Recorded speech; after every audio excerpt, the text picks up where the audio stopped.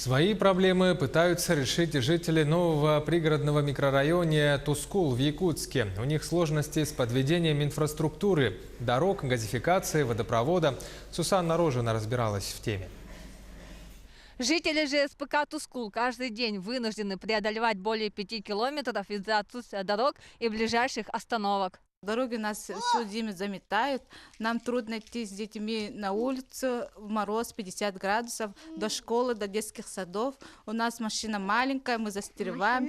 И приходится пешком до поста ГАИ 5 километров идти пешком. Многодетная семья Ивановых живет в ЖСПК Тускул с 2016 года. За это время к участкам еще не проведен газ, нет дорог и остановок.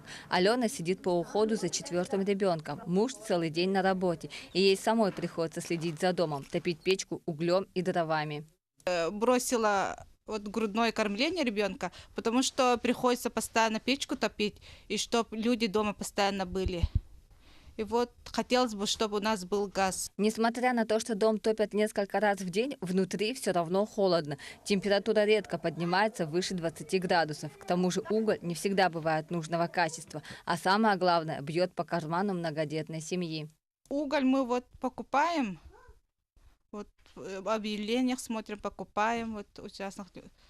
Это 8 тысяч, маленькая машина получается да, и дрова тоже маленькая, 7 тысяч получается. Это для многодетной семьи очень трудно.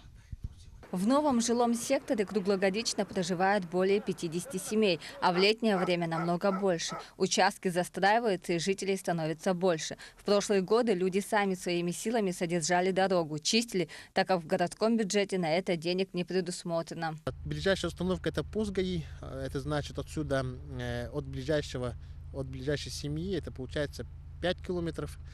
И также обратном пути ближайшая остановка — это 3 Лимона. По желанию, конечно, остановка вдоль трассы и ближе к нашему району. На прошлой неделе представители ЖСПК обратились со своей проблемой по обустройству остановки в мэрию и управление республиканских дорог. Принято решение включить федеральную программу по безопасным и качественным дорогам оборудование на этом участке 4 остановок и освещения. Работа эта должна у нас производиться 2021 и 2022 год.